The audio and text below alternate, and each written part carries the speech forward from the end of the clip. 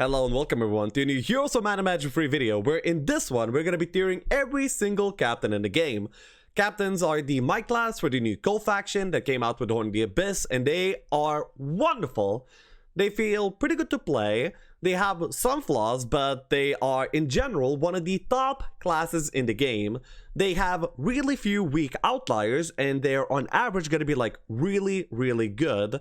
Captains ends up rolling like really good offensive skills, so they always get offense, archery, tactics. They're decently likely to roll logistics and the earth magics. They're actually pretty okay, and they start with good primary skill distribution, and they also end up getting good starting secondary skills as well. So they have a lot of things going for them. So for them to be bad, they would have to be boshed as a hero somehow from the very get-go. One actually primary downside of a captain is the fact that they get power, quite a bit of power. They start off with 2, and they're that kind of likely to level up into it, and that takes away from their might a little bit, but usually it's not too much of a problem, something that you can handle. But it is a downside compared to Beastmasters and Barbarians and Overlords. Okay, so without further ado, we first look at Annabelle. Annabelle is a wonderful hero. She starts off with archery, offense, and she is also the pirate specialist, meaning that she gets +1 speed for the pirates and also a little bit of stats, and also she starts off with 2 stacks of pirates, making for a pretty good early power stack.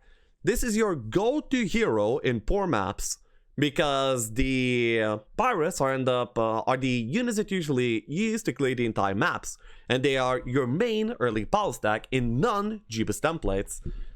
She's actually really solid, even if you don't use pirates. Archery and offense are really good tier 1 skills.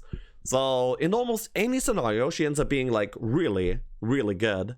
And because of that, I would put her high in the A tier, at least. Next up is the Elmore. Elmore is the navigation specialist. Wait, no, this is not Elmore, this is Bidley. Bidley is the sea dog specialist. Unlike Annabelle's specialty, it does like a little bit of a different thing. It lets you upgrade pirates and corsairs straight to sea dogs. Pretty much the way that Jelu does it as well. Excuse me.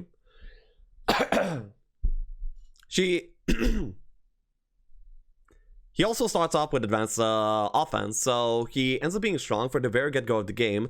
He starts off with an amazing stack of sea dogs as well.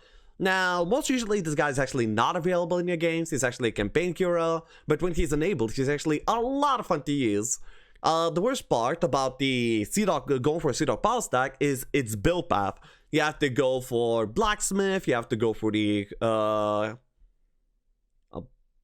Pirate Shack, and then you have to, the Frigate, and then you have to upgrade twice as well, and that's a lot of investment. Usually investment that you don't really want to make if you can avoid it, and Bidley lets you avoid it. He's one of the best heroes, actually.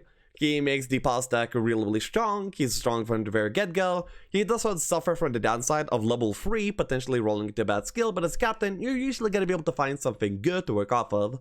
So, S tier. Next up is Cassiopeia.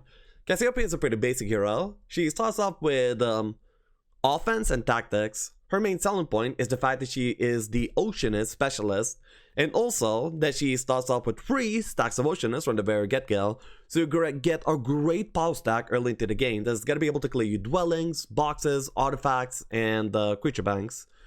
Off of her, in Jeebus maps, you usually get like a really strong start rolling, and you're gonna be like really strong, really good to go. Because of that, she is one of the most influential of the Cove heroes, at least when it comes to playing Cove itself. But as a hero, she comes a little bit short. Compared to Overlords that start with offense tactics, she's gonna be like a little bit worse. She's gonna be rolling for tactics, for Earth a little bit less. She's also not gonna be getting as much might as they would, which is kind of what you want. So because of this, I would place her A tier. Still a really good hero, but not quite S tier. Next up is we have the Corks. Now, any map where you have some terrain penalty that you have to avoid, Corks is going to be one of your best heroes. He starts off with offense pathfinding, and he is an offense specialist. And armor and offense specialties are the best specialties in the game. So and you put that specialty on a hero like Corks, who's also like a captain, so that's really, really strong, and you have a really insanely good hero. Corks is very, very good. Now, honestly, personally, I don't like him that much. The fact that you have pathfinding instead of like another good immediately skill in terms of fighting is like a little bit of a turn off for me. But nonetheless, I do still respect Corks as one of the best heroes out there. And next up is we have the Derrick. Derrick starts off with leadership and offense. He also is the crewman and seaman specialist. And honestly, leadership and offense is a really great package for the early game. And also because you have the specialty for the crewmates, you end up getting free stacks of them. And you have a really powerful power stack. If you get this guy, you're able to farm highs on day 1. He's really, really strong. And I think he is very often underestimated. I would take him as a main very often, more so than Annabelle or Cassiopeia. Leadership is actually pretty underrated. It's a really, really solid, good might skill, and also one that captains don't always really roll, so getting it from the very beginning of the game is also pretty nice. So because of that, I actually place him low S tier, above Cassiopeia and Annabelle. There you go. Next up is you have the Eloy. Now, the best navigator in the game is actually not a navigator as a class, it's actually a captain. Who would have thought? This guy, apart from having the navigation specialty, also starts off with advanced navigation, making his level 3 pretty dangerous, like he can roll for something bad. But then again, as a captain, you're likely to roll some offense, archery, you know, something good. So you're not really that worried. And on water maps, this guy is actually the best hero in the game. He is so good, ridiculously good. And he's your go-to guy in any, like, water map. So, because of this, he ranks pretty high. Really high. I would put him top of A tier. Now, listen, when there's no water, then he's not even available, so you don't use him. But whenever there's water, he's going to be available, and then you're going to be using him, and you're going to be liking it. You're going to be traversing the 7 seas in a single turn. And that's amazing. Praise for Eloy. And next up is we have the Eloy. Now, Eloy is actually the Alkin of captains. You see, Beastmasters used to have a problem where they don't really roll offense, so Alkin, just because he starts off with offense, is already super high tier as a Beastmaster. Now, captains are actually the reverse of this. Captains usually start offense, but don't really get armor, and Eloy immediately starts off with armor. And that means that your skill tree is actually secured and really consistently good. And because of this, he ends up being one of the best heroes in the game to main for any situation. Starts off with great skills, great primary skills, and one of the best skill trees in the game on average. He is low S tier, in my opinion. Well, about mid S tier, actually. And next up is we have the Jeremy. Jeremy has, he's the artillery guy. He used to be one of the best heroes in the entire game, like no doubt, because he actually used to have logistics artillery with a cannon, and that used to be bonkers insane. So it was changed to offense artillery, which makes him a little bit more in line, but he's still like really, really good. In poor maps, his cannon can actually solo black towers for you, which is really insane. If you get him, you get actually 6.5k value for this hero alone, because, you know, the cannon is actually costing you 4k usually to buy naturally, and it's really, really good. If you main him, you're going to be getting some pretty good results, so your cannon's going to be like a power stack on its own. If you don't main him, just getting the cannon and then having like a high attack hero to do some side fights is also really, really great. In most situations, Jeremy is very influential and very nice. So because of this, I would give him around mid A tier. Next up is we have the Elena. Elena is actually the decider of very, very many poor games. By poor games, I mean when you play templates like H3DM1 or 6LM10A, which you usually get take a little bit longer to get going, and it's going to be like a war of attrition where you need economy, you need to build up your castle, your army. Elena immediately into the game gives you 600 gold income. Wow! And by level 3, she can give you 1,350 income. That's insane! For anyone unaware, she is the gold specialist, so she gets 350 gold per day then she starts off with the States, which at basic level gives you 250. And also she has Pathfinding 2, which is decent utility, extra on top of it. I mean, can be useful, cannot be. Depends on your situation. So yeah, this is actually a super influential hero that ends up deciding many games. She's not really used as a main. You usually just give her a few levels to level up her estates and that's it. But I say that's it, but that's super influential. Low A tier in my opinion. Next up is we have the Miriam. Miriam is a scouting specialist that starts off with scouting and logistics. She is the best scout in the game.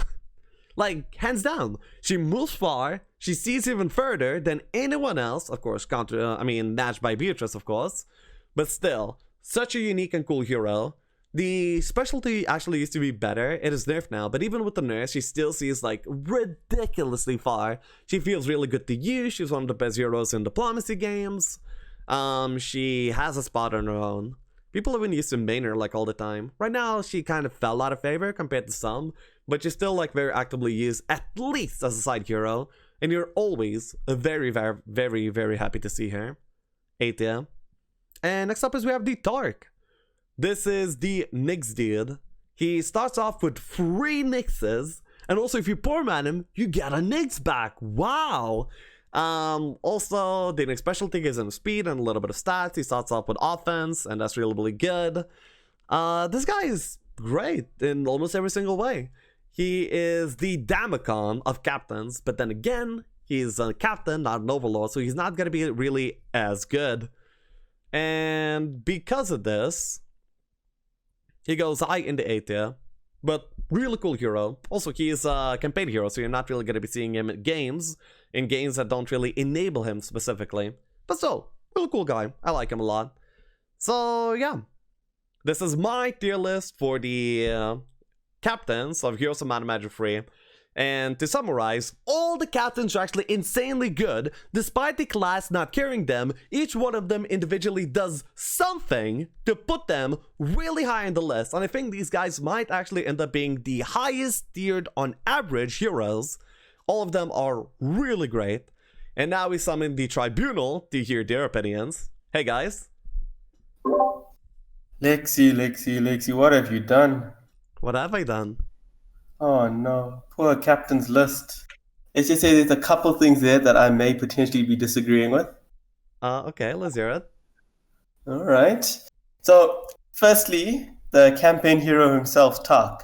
Yeah. He is so far and beyond the most broken hero in the game if ever you get to use him. You start off with 3 ridiculously strong T6 units, perfect starting skills, and you can just crush absolutely anything that you see on auto combat. I mean, I would argue Nyx are probably one of the strongest T6 units in the game to begin with anyway. But the special I feel like Nyxes... Oh, sorry. No, okay, go. I feel like Nyxes are one of the strongest tier 6 units in the game. However, they're not really strong in the sense that they begin strong, but they rather scale strong. So starting off with them is not as special as starting off with a Cyclops or Nagas would be, you know? And if someone did start off with Cyclops and Nagas, we would say they, of course, they're completely busted. But I mean, as a starting army and hero, I feel like he's the strongest hero that exists in the game. Okay. A Dark Lover. I see. Ame, hi. And hi, Lexi. So I actually agree with Farrell. While you say that he starts with offense, he also starts with armor. And didn't you say armor is the top tier skill on captains? Oh yeah. Because they don't usually roll for it, so getting armor on your captain is going to be securing you a really solid good skill tree.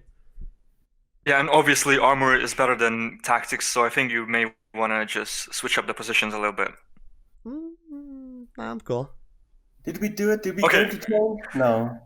He's better than Eloy, Lexi. You said it yourself. Tactics is only good in late game. The thing about armor, I mean offense is always good. Actually, yeah, the armor does make Dark really good. It's not like I'm gonna be switching this position, but I'm rather just gonna be ascending Dark to new heights. Okay, I'm cool with that. Okay, any other contentions? Probably just Cassiopeia, to be honest. Go ahead. Sorry, I cut you off, though. Oh, sure. I'll just quickly say my piece. So I believe Cassio should also go to the S tier because of how cool she is if you roll her on Necro or even, honestly, Cove or any other faction. On any faction ever, you will most likely end up maining her because of how good she is. I really think she would go to the S tier just because of that. I The feel army like she you would gives choose us a as well. barbarian or an overlord every time, though. Is that right, though? Because I see you main her quite often, to be honest. Not that often. Sometimes. She's decent. Is she better than Gurnison, for example? Yeah. Then you kind of prove my point, you know. No, I don't. Okay, I give up. Go ahead, Farrell. I'm done. The one thing I'd like to add with Cassie is that if you just look at Cove in general, like when you're starting off on any map, you are very reliant on your Oceanids, I mean, the upgraded NIM stack, to get you started with pretty much anything. I mean, Yeah. Derricks aren't that good initially, and you don't usually get enough pirates for them to be your influential range pass that to dominate the earliest parts of the map. Yeah. So the fact that she starts off with 70 or 80 of these things enables you to get going more effectively than any other Cove hero at all. And Oceanids themselves are probably one of the strongest tier 1 units in the game. So her specialty with her starting skills and her starting army, to me, make her probably the strongest hero in Cove that you could look for. Not just as a main, but just taking everything into consideration. I agree with the with the phrasing of the strongest start, but I don't agree with the phrasing that it should make her the strongest hero. Isn't it all about the tempo, though? Not necessarily. It depends. Because, I mean, my logic is even if she doesn't roll the best skills to end up being a main, she enables you to get to the point where your main can actually farm. She's the one who, starts it all off and gets the ball rolling. So, and she can also develop into a good main as well. So I think it's a lot going for her. Yeah, I ended up choosing to not take the army that heavily into the consideration. I kind of consider it and I respect it, but it's not like the main selling point of why I would put a hero on a certain tier. If I took that more into consideration, then yeah, I agree she would be probably the best and the most influential hero that the Cove has to offer. Okay. For the rest, I think it's pretty decent, yeah. Yeah, actually... No, it's not decent. You did my boy Jeremy wrong. Oh? That guy starts off with a big smoke ballista cannon. He has to be the best hero ever. I mean, that cannon just destroys everything. Listen, I mean, look at that face. You see that thing coming at you, you turn away and you run. True. I mean, when you're choosing a main, you turn away and run from this guy. No, yeah, you that's don't. What she said. That's what she said. I agree, Farrell. I agree. God damn it. Alright, I think you lost, Farrell. Yeah, I've played Jeremy far more than what you normally should. And once you get high enough might stats and that artillery specialty, the cannon can literally kill 3 archangels in one hit. It's ridiculous how good it gets. It's amazing. True. But like the investment required is not really worth the payoff anyway. By the time you're going to be fighting archangels, the archangels are just going to one-shot your cannon. No, what do archangels have to do with anything here? Because he mentioned archangels first. Farrell, what are you doing? It's not about the archangels. The cannon helps you tempo. Like it does so much damage. Yeah, it does. It does help you a lot, and that's why he's actually at the high 8 there. That's a respectable spot. Yeah, sure. I mean, other than that, I actually kind of agree with your list. When you were talking about Corks, you mentioned how path finding is not your favorite skill or something to that effect. Also, I think we need to take into account that Cove starts off in Swamp, and Swamp is terrible as a terrain. Yeah, and but consider the fact that you might not be maining Corks in a swamp. Okay, but in either case, I mean, most maps when you're playing on, there's always going to be some sort of terrain penalty in most of the map, I would assume, depending on where you're going.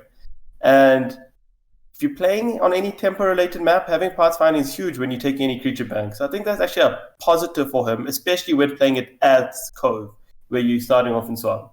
I think it's a good thing to start with pathfinding on him, and I don't think it actually takes away from the hero. I see. I personally still hate his guts for having pathfinding. Like, listen, Kragak spawns into the game and he's ready to hit something, okay? Level 2, he has expert offense.